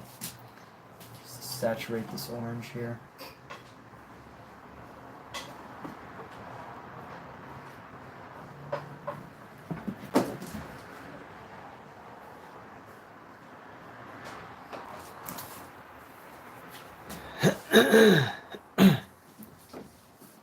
A house full of cats.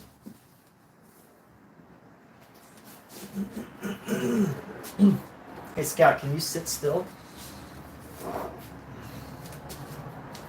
You model for me, buddy? You model?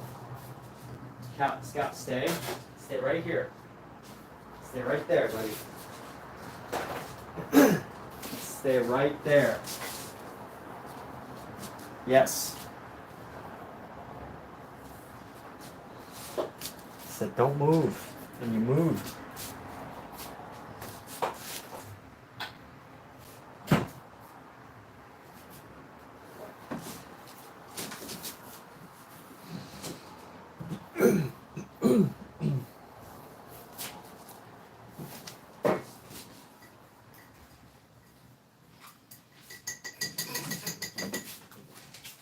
Where's Fern? I haven't been seeing her lately. I don't know.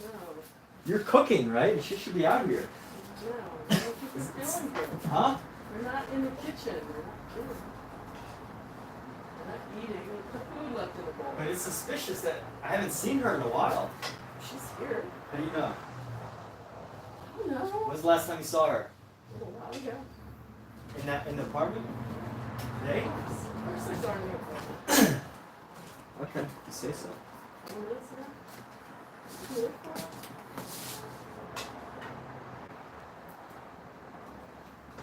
Alright, we're gonna go on the couch here.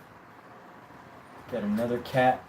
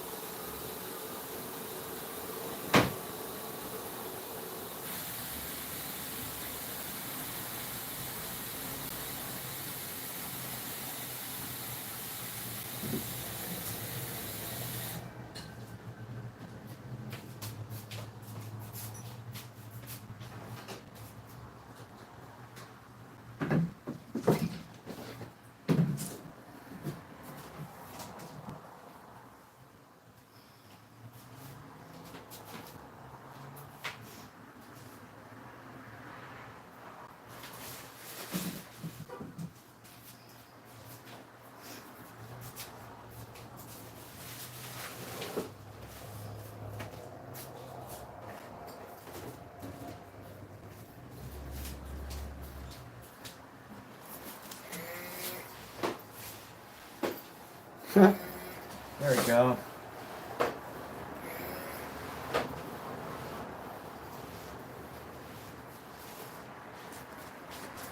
And then she needs some highlights, so we're gonna add this one as Pookie.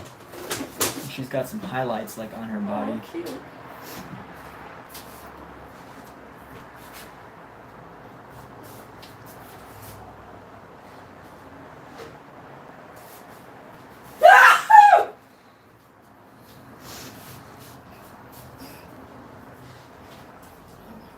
Oh, this Fern. There she is.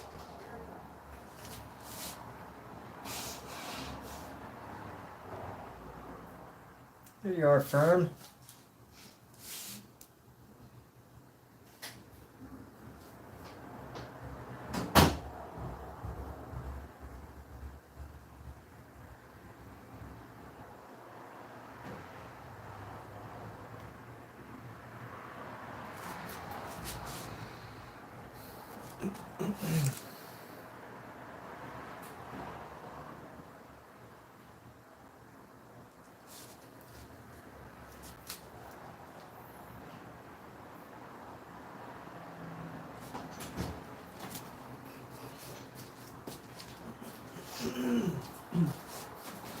I just need one of Fern, right?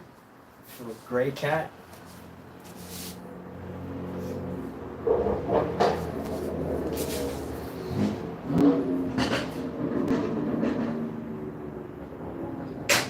Where do you want to be put, Fern? Where should we put you?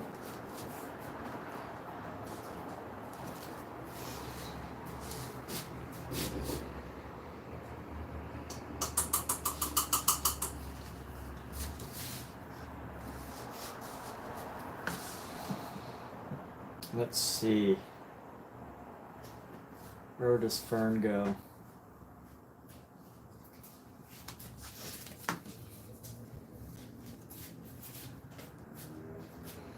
I have to make something up here. Alexa, how much time is left on the timer? You have 4 minutes and 40 seconds left on the 40-minute timer.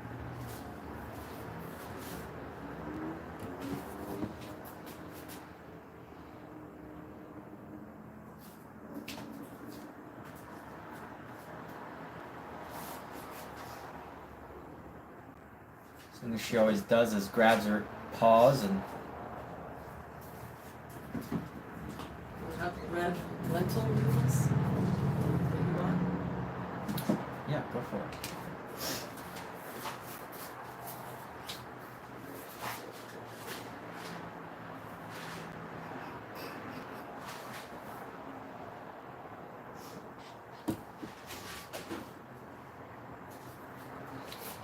Let's see. You're out sometime. We need more olive oil.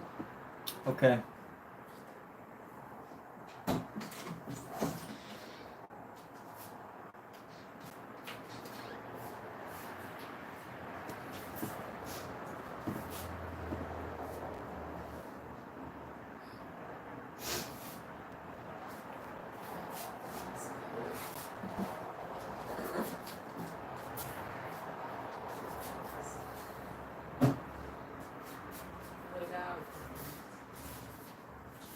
Feeling okay? No, it's a massive headache. It's worse than last night.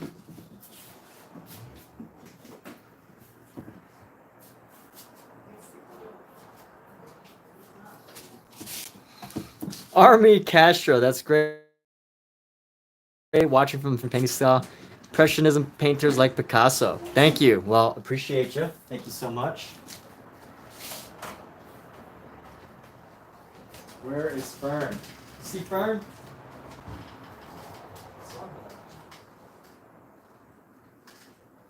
I need a reference of Fern. She's a little gray cat with blue eyes. So here we go. How do you paint the cat without a reference? Gotta make it up.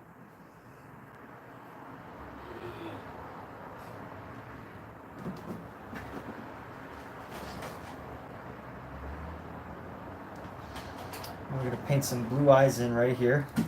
So Army, welcome. What's going on with you? How are you?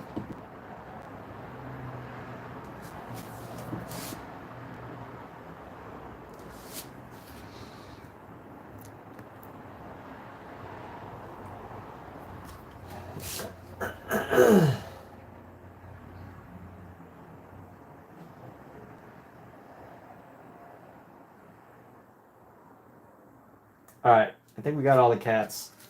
So there we go. Cool. All right, people. Well, we are done with this. And Army Castro is here from Am I Comfortable in References or Live Model? Am I comfortable? Yeah, totally.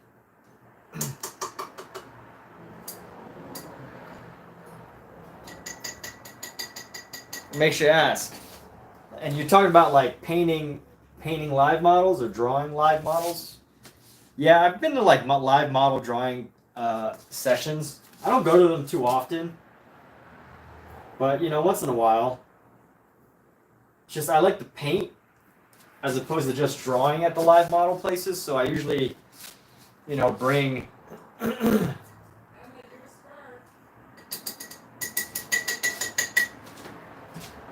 Get a good look at your fern.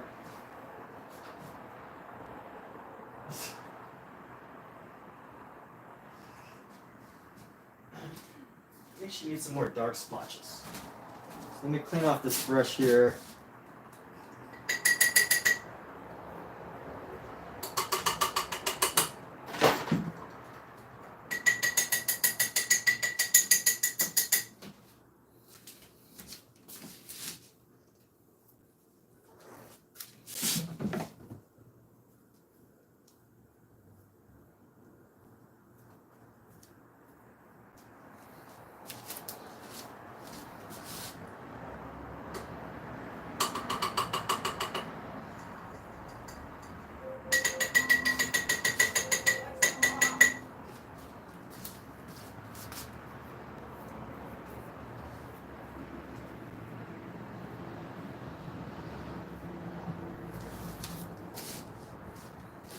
Fern's probably thinking, why is he looking for me?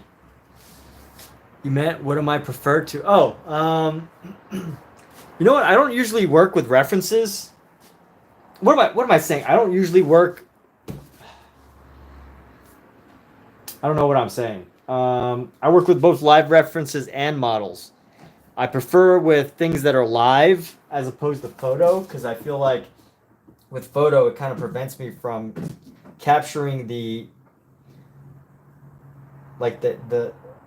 colors are much more vibrant on a photo, so I feel like they force me to kind of focus on that color as opposed to I think like colors in real life are less like high definition, which you know helps me to capture and look at and see what's really here.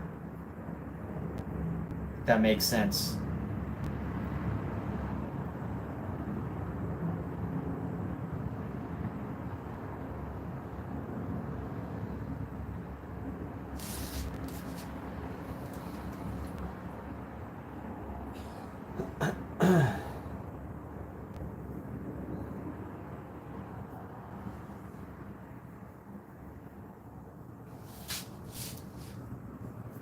Who's inspired by my works? I'm sure there's lots of people inspired by my works, but I'm inspired by mainly one of my biggest sources of inspiration is Vincent van Gogh. So basically Vincent, and then you know there's a whole line of people that have been inspired by him that I constantly study. But other than him, Mark Rothko, Paul Gauguin, modern artists, Louis Rossignol's pretty hilarious. David Cho, Mark Maggiore. Although you know my work would totally be on a different concept scale than Mark Maggiore, but his works are pretty amazing. What else? This other guy, Lo Pan Chang, Kim Jung Ji.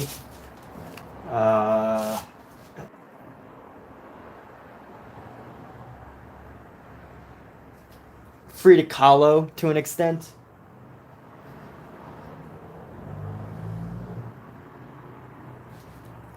But anyway, there we go. And Army, you came at an interesting time. So, I'm actually wrapping up now. I think that this painting, I feel comfortable calling this painting complete. And what I need to do now, have all this yellow, all this other paint here.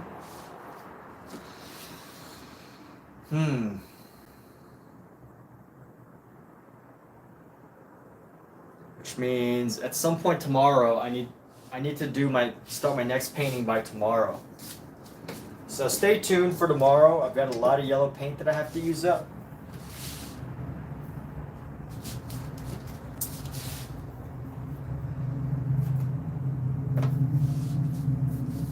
But we're done with this one. This is a finished. You'd like to ask, what's my insights about AI? Well, there's a lot there. What do you want to know? What are you curious about? What my insights are? Like there's so much. I could just go on and on. Like, AI in entertainment, AI for artists, AI for, generative text to image.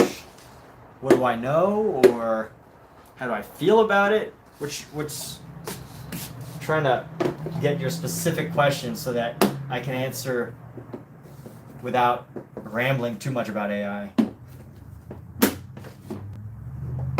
Because there's a lot that's happened, especially here in Los Angeles. So I live in Los Angeles, California. There's a huge strike and all sorts of stuff. Protests about artificial intelligence and things like that. So my insights about AI focusing on artists, yeah. So I think AI is here to stay. I don't use it myself. I don't actually use artificial intelligence. I don't use AI for artwork. But hey, it's here to stay. It's great. There's a lot of people that are going to get a lot of benefit from AI.